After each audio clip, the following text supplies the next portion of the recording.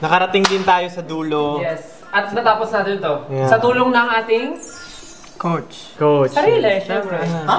Hindi. Sabi muna, kasi nag-effort tayo. Pero mas pasalamat sa ating Lord. staff. Kasi sinunod natin, sinunod nila tayo.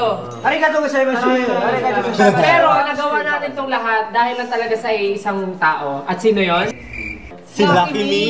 Kasi nagbigay sila ng noodles. At ang pinakamahalaga talaga, maraming salamat. Siya ang nabigay ng talento at ng pasensya para malagpasan ng task na to dahil kay Wanzi Entertainment.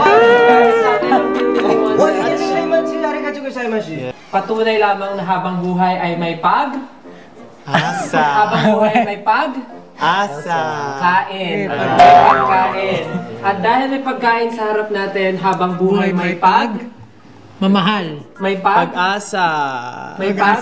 may paglunok.